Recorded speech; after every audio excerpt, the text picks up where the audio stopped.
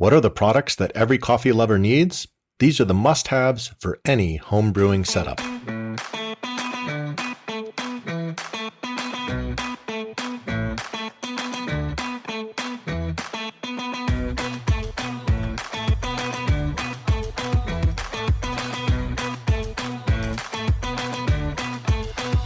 Welcome to the Throttle and Roast podcast. I'm your host, Niels Meersschaert.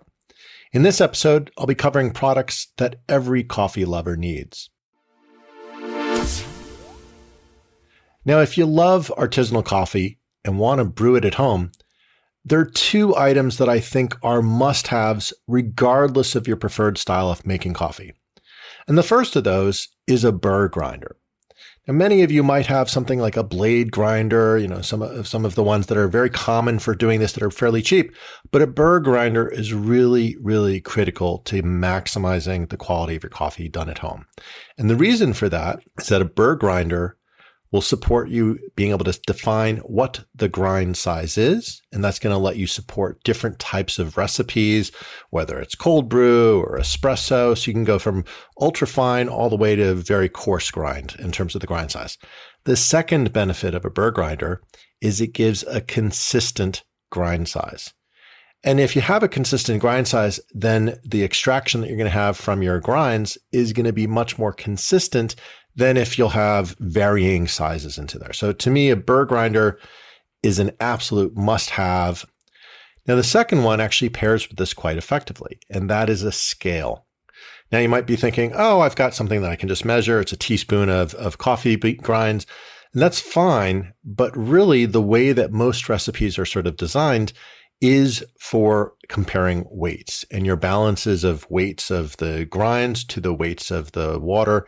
And the reason for that is that when you actually grind, different grind sizes may not settle quite the same within some sort of a volume measurement. And therefore, you're going to have inconsistent results. So the best thing you can possibly do is get yourself a scale. And I would recommend to keep it simple. Get a metric scale. And the idea there is that, remember, 1 milliliter of water is 1 gram. So this makes it super, super easy to be able to do that. The other thing that's really critical is you want to have a scale that allows you to zero out the weight with something on top of it. So you might have, for example, a vessel into which you're putting your beans before you grind them in your burr grinder. Well, you put that onto the scale, you zero it out, and now you put your beans inside of there and you measure to whatever the recipe calls for. Let's say it's a pour over, maybe it's 18 grams. So you're going to put in 18 grams of raw beans. But you want to have that where it was zeroed out. Going to make your life a lot simpler rather than having to calculate how heavy the particular vessel was that you were dealing with. This also helps you after the brew. So for example, if let's say you have a cup, you've put your maybe like a pour over vessel on top of it, and you put on your grinds. Well, now you want to be able to put in only the amount of water that's necessary. So you're going to zero it out with all the grinds, with all the vessels, everything sitting on there. And now you can begin pouring your water into there. I would also strongly suggest looking at getting a scale that has a timer on it. And the beauty of scales that are designed with these timers is that when they're zeroed out, as I mentioned earlier, and then you set the timer, they will then begin the timing at the moment the weight begins to change. This is awesome because now when you're actually putting together your brew, you can do, for example, a pour over might say, hey, put in, 60 grams of water and then wait 10 seconds. Well, you can look at the clock and you can see exactly what it is, or that you have to wait a certain period of time for how long you want it to bloom. All of this is possible from the moment you begin pouring until the timing. Now, for me personally, the one I actually have is by a company called Timemore, and it's not a super expensive one. You can recharge it with USB-C, so it's very simple. It gives you a little indicator in terms of what the battery capacity still is remaining. That's, to me, the two basics, a burr grinder and a scale. So let's talk about some of the brewers that you might want to add to your collection to really expand the repertoire of the kind of coffee that you can brew at home. And there's a few that I'm going to bring up here that I think are not super expensive, and therefore they're worthwhile for everyone to have in their collection. So the first one I'll start with is the Aeropress. Now, the Aeropress is one of the most popular brewers that are out there. It's a pretty simple device. It's made of plastic and typically comes with paper filters, but there's also a couple metal ones available if you don't want to replace filters all the time. And it's a kind of an interesting mixture because it's both an immersion and a pressure brewer. Now, not quite espresso pressure, of course, but it does combine a little bit of those aspects. So you could think of it almost like a French press, but instead of the filter being moved down, it's a sealed gasket that pushes the coffee now forced through the filter. And that's where you get a little bit of a pressure that's coming through. Now, they make this in 3 different sizes. Now, the original that they have will produce a full mug of coffee, and it costs typically less than $30. They also have one that's a much larger one. They call it the XL, and it can make a couple of cups in one go. And it also includes a plastic carafe, and it usually runs around $40. So if you need to make coffee in the morning for you and your significant other, this might be a good option to be able to put together with an Aeropress. Now, the other thing that they have, and this is something that will probably fit in for some of the motorcyclists here, is the Aeropress Go.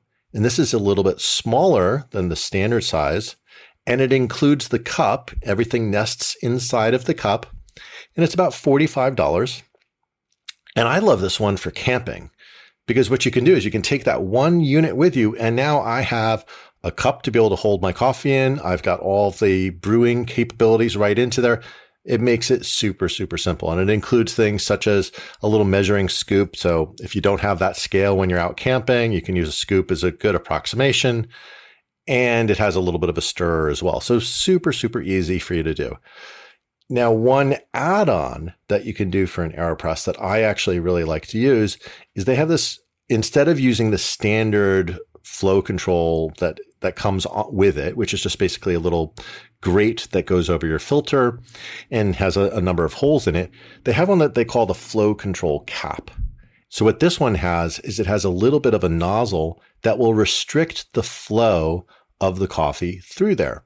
And the advantage of this is that typically when you're making an Aeropress, you're putting the device on top of your cup and then all of the water is on top. So just gravity is actually going to naturally want it to start to pass through the filter. And you can start to get a little bit of earlier dropping before you're actually ready to go.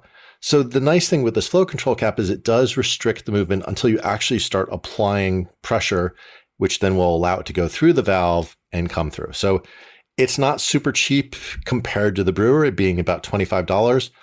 If you Aeropress a lot, to me, it's actually a worthwhile endeavor. So that's the Aeropress. Now, another one that is pretty common, and it's probably the one I use the most often, certainly for brewing at home, is the Hario V60. Now, this is a classic drip brewer. So if you think of a typical funnel that you might, be used to seeing, and you're going to put in some cone-shaped filters into there, that's really what the Hario V60 is. These are available in a variety of materials, whether it's plastic or glass, even some ceramic ones. And even they have one that's called the Hario Switch, which is what I actually own. And this one lets you do both pour-overs and immersion brews in one brewer. It's a little bit more expensive. Most of the plastic ones will usually be less than $20, but any of the variations, including the Switch, are all going to be less than $50. So it's super easy to be able to leverage into there. Now, if you remember from our episode that we talked about cold versus iced versus hot brews, I did mention how I've become a real big fan of cold brews in recent years. In fact, the cold brew coffee maker that I own, it's actually the OXO Compact Cold Brew Coffee Maker. And this is another great device. It's very simplistic. It's just a large vessel with a screw-on filter that you would add on to the bottom of it. And that then filter also has a little bit of a plunger valve similar to that flow control cap that we talked about for the Aeropress. And what this does is it will not do until there's enough pressure that's pushing down from the carafe underneath it, which will then open the valve and allow the coffee to come through. And this brewer it's less than $40. If you've always wanted to try cold brew at home, but thought it was going to be too ridiculous in terms of a price, this is an amazing way to do it. Now, I will warn you, cold brew is not the same as doing a hot brew. So whether it's the Aeropress or the V60, typically any sort of a hot coffee brewer, you can be from starting to grind your beans to sipping coffee within about 5 minutes. Cold brews are much, much longer. They're typically an overnight affair. But this is a nice way to be able to do that and gives you an other sort of variation of coffee that you can try out at home. Now, one of the other really critical things to ensuring that you have good quality coffee at home is making sure that you have good beans. Now, you might like the beans at your local roaster, but it never hurts to try something new. Maybe try a different origin, like the sweet beans from Ethiopia, or a different roaster. And I think these are some really great ways to do it. Now, I'm a big fan of a couple of roasters that are relatively close to me within the New York area. One of them is Coffee Brothers, and this is based in New York City. And they have a wide selection of beans, plus a lot of coffee equipment, including espresso machines. My personal favorites are their single origin Ethiopian and single origin Kenyan roasts. They are pricey because anything that's single origin will be there. But they're absolutely delicious. The one downside, and this is probably something that people are realizing going on a little bit more globally, is there is sometimes a little bit of an availability problem. So many more people are getting excited about coffees that you don't always have them. So sometimes those particular roasts are not in stock. And what I fall back to is a couple of other ones is they have a light roast blend that's also a really good option. And I've really been enjoying their cold brew coffee blend with that OXO that I mentioned earlier, as well as their espresso blends that I use with my Wakeiko Picopresso. So these are really amazing. And I'll throw a link in the show notes for you to take a look at Coffee Brothers. Another one that I can suggest is if you want to support a fellow motorcyclist, check out the Jamesport medium roast beans from North Fork Moto. Now, North Fork Moto is a motorcycle clothing and accessory boutique, as well as a coffee fan, and they are based in the North Fork of Long Island in New York. And I really enjoyed the Jamesport beans, both in pour overs as well as in cold brews. So they can be used with several different brewing styles, and I'll put a link for them also into the show notes. Now, there's also some accessories that I think are pretty good for any sort of a coffee lover. If you've ever read any of the Coffee Ride articles on the Tank of Coffee website, you know that I prefer it when a coffee shop serves their coffee in a ceramic mug as opposed to a paper cup. First off, it holds the temperature more consistently.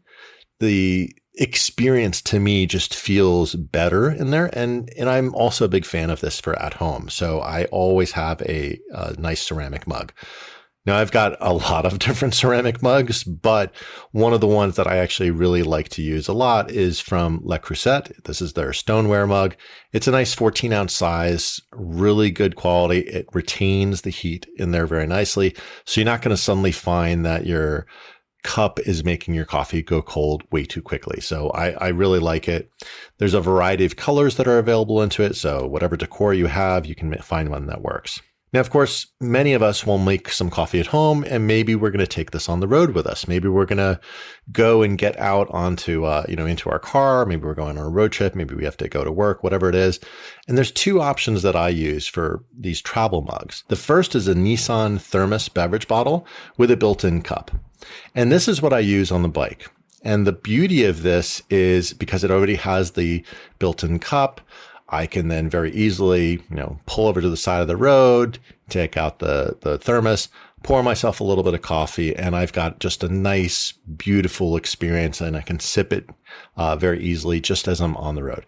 And the beauty is because it seals up a little bit more tightly, even if it's rattling around in like a top case or in a backpack or a pannier, you're not going to worry about spilling any sort of water or coffee into there.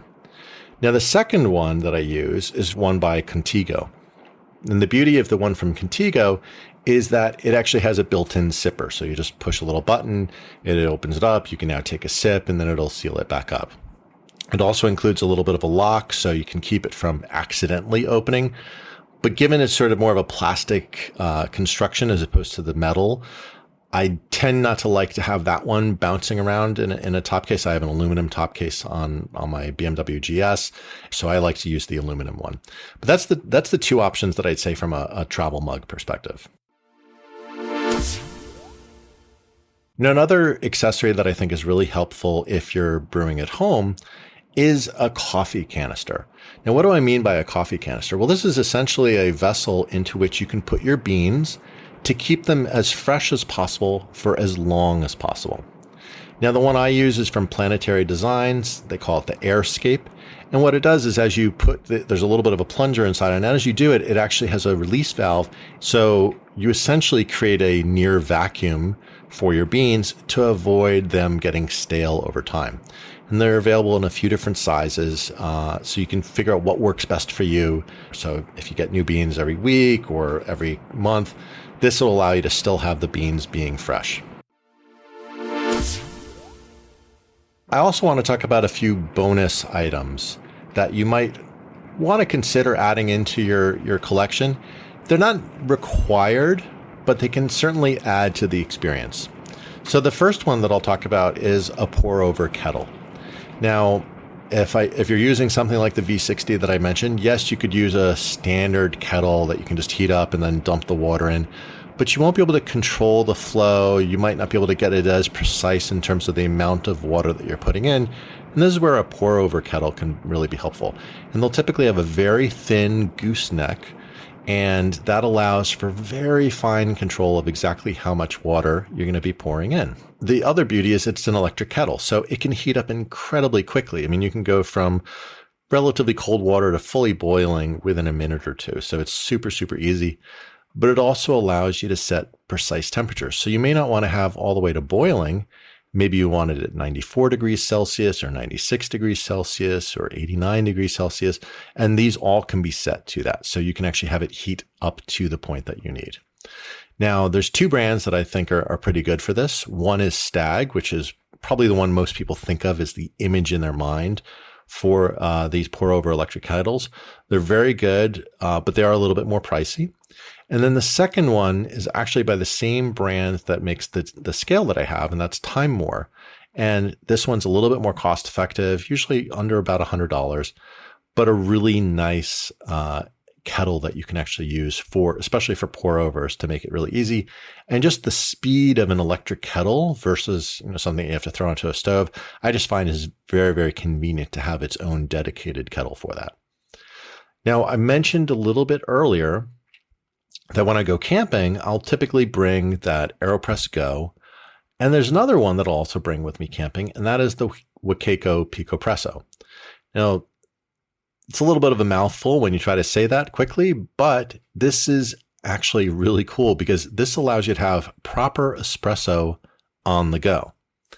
And essentially what it is it's a small size. It's a few inches by a few inches, very compact. You can fit it into a backpack without any qualms. And you can even fit it into a large jacket pocket. That's how compact it is. And it is smaller, of course, than a dedicated espresso machine, but there's a couple caveats that you need to be aware of. This is a hand pump, so it's not going to have any sort of an electric pump to be able to create the pressure that you need. You do it with a hand pump into there. And there's also no heating element in it. So you need to heat the water external of the brewer and then pop it in. But that helps make it very compact. It helps make it very simple. It is more expensive than most of the other items in this list at about $130. So unless you absolutely need to have espresso on the go, this might not be a good option for you. But I like it to take with me, and it's so compact that it's easy enough to bring when I'm going camping. A lot of fun. And even to just do at home if you don't want to spend the money that a fully dedicated espresso machine will cost in terms of money, plus also counter space that it's going to use. Now, the third one is just an absolutely classic design, and that is the Bialetti Moka Pot. Whether you have a gas stove or a induction stove, there are Moka Pots that can work for you. It's not quite espresso, so it doesn't have as much pressure as you would have of 9 bars in espresso, but it is stronger than a typical drip coffee and actually a little bit stronger than you would get out of the Aeropress. So it does kind of almost split the difference between a drip coffee and an espresso in terms of its strength in the mouthfeel.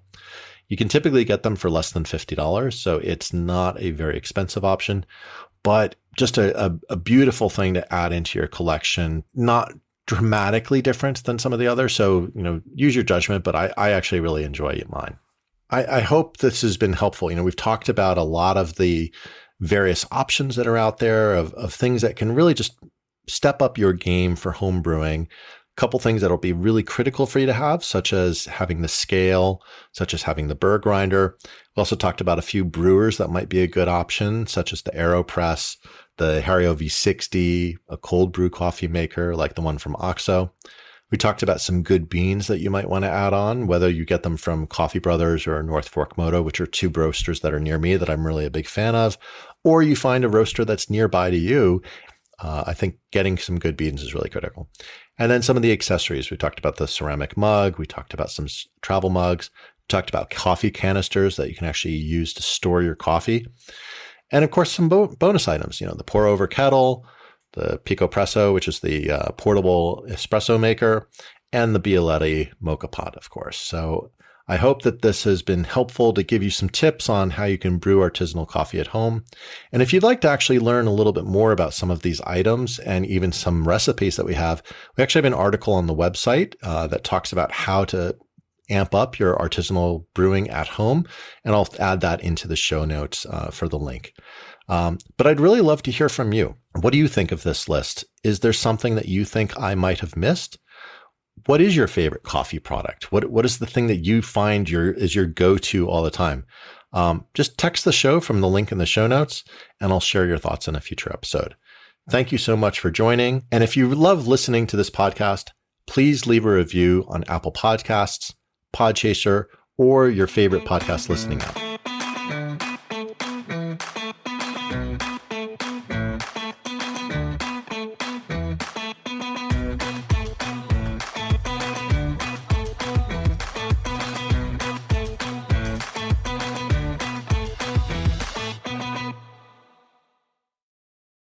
Hey, if you enjoyed this episode, please tell a friend about the show.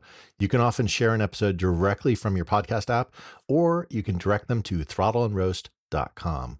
Word of mouth is the best way for us to grow and find new listeners, so I really appreciate your help.